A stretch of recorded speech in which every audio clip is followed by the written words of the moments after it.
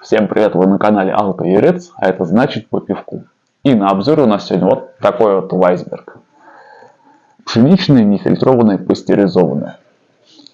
Плюс у этой бутылочки говорю сразу то, что открывается она винтовой, то есть не нужно использовать каких-либо открывашек, зажигалок и всего прочего. И незамедлительно нальем и попробуем. Чувствую, что будет что-то интересное. По крайней мере, для меня пшеничка всегда это что-то новое и интересное.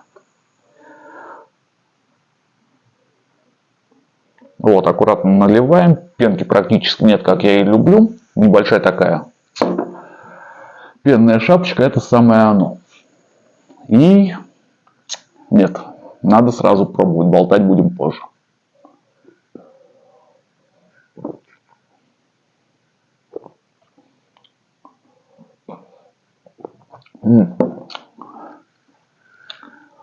Мне оно вот зашло вот просто супер. Чувствуется цитрусовый нотка вот прям сразу же, что бьет по моим вкусовым рецепторам, причем цитрусовые нотки приятные, не резкие. Немножечко на послевкусие хвоя, аромат хвои прям чуть-чуть вот как и надо. Так что вот я, наверное, не удержусь, сделаю еще глоток. Да, вот цитрусовые нотки. Потом легкие хвойные, так сказать, даже я, простите за тавтологию, тоже нотки, цитрус. Ой, все, я немножко заговорился, потому что от восторга иногда бывает заговариваюсь. Действительно, мне это пиво понравилось. Причем хмелевая горчинка почти что неощутима, она чуть-чуть.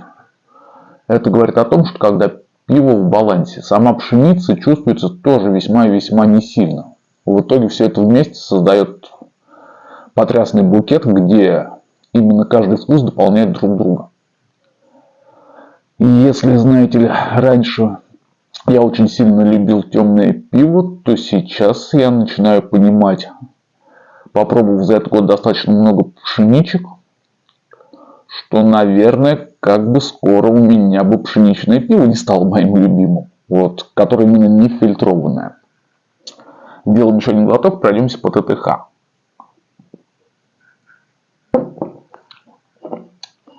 Пиво Weissberg пшеничное, светлое, нефильтрованное, неосветленное, пастеризованное. Состав: вода, солод пивоваренный пшеничный, солод пивоваренный ячменный светлый, солод пивоваренный ячменный темный, хмелепродукты. Плотность 12, крепость 4,7.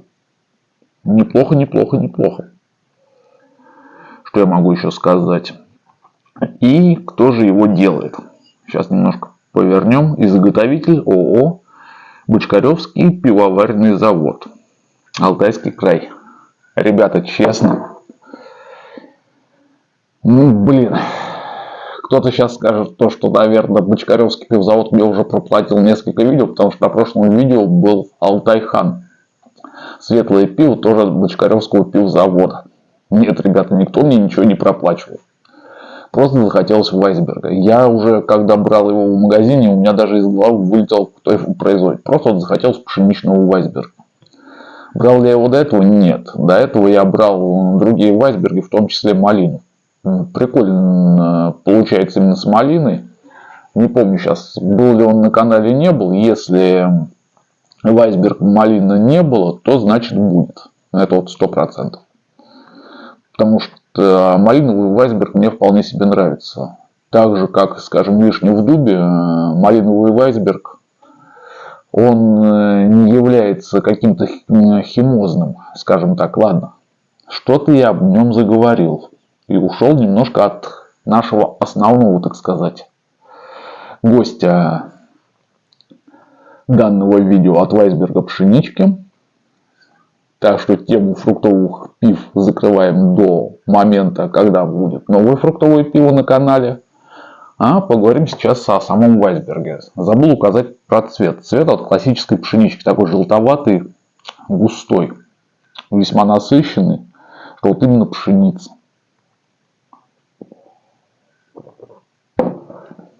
Смотря на этот цвет, сразу же вспоминаются поля созревшей пшеницы, такие вот желтоватые, просто желтоватое море. И добавляет какого-то кайфа, наверное, я думаю, да. Такого приятного эстетического кайфа, я бы сказал. Что еще можно вот сказать об этом пиве? Да ничего. Это пиво прикольное. Просто, блядь, прикольное пиво, которое можно взять, ну, на все случаи жизни нет. Если Алтай-хан из прошлого видео, это было пиво именно на все случаи жизни. Здесь нет, это пиво эгоист. Возьмите себе 2-3 бутылочки и вечером просто наслаждайтесь в гордом одиночестве. Ну, может быть, или с кем-то из родственников. За неторопливой беседой. Тем более сейчас зима. А если у вас дома еще есть камин, то это вообще потрясно. Можно сесть возле камина с этим пивом. Главное, его сильно не охлаждать, кстати сказать. Мне уже задавали вопросы на эту тему. Какой температуры пива я пью на обзорах. На обзорах я всегда пью пиво комнатной температуры. Любой напиток, я думаю, что поддержат меня и профессиональные дегустаторы, что любой напиток надо дегустировать именно комнатной температуры. Тогда он раскрывает полностью вкус. Неважно, что там перед вами. Пиво, водка, коньяк, там, я не знаю, вино или вискарь. Все что угодно. Нужно именно дегустировать при комнатной температуре. Если вы хотите просто попить, не заморачиваясь на всякие вкусовые темы, то я думаю, тут уже вот лично я, если я просто пью пиво, а не наслаждаюсь им, то я, как правило, беру слегка охлажденное, не ледяное, ни в коем случае. Попейте ледяного пива, особенно в жару, ангина вам гарантирована. Поэтому вот в обычное время я беру пиво, вот именно даже бывает то, что беру комнатную температуру, ставлю в холодильник буквально на час, на полтора, оно опускается градусов до 10, оно приятное, прохладное, все. Ангину себе точно с этого не заработаете, но при этом, опять же, все богатство вкуса напитка уйдет за счет именно холода.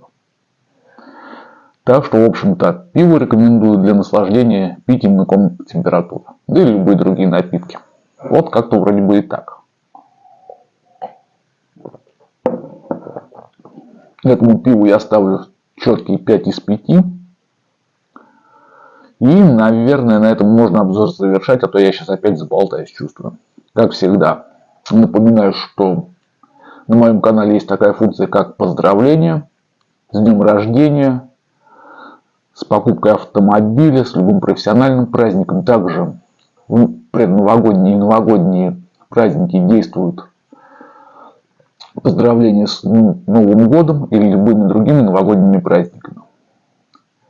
Если вы хотите, чтобы поздравил я вас, ваших друзей, ваших близких с любым праздником, пишите мне в WhatsApp по номеру 8 999 781 91 86. На звонки я, в принципе, не отвечаю, так что это именно в WhatsApp.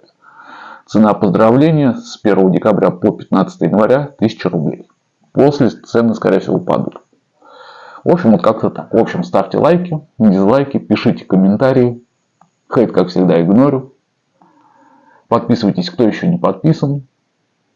В общем, на этой позитивной ноте всем пока. И помните, товарищи, губит людей не пиво.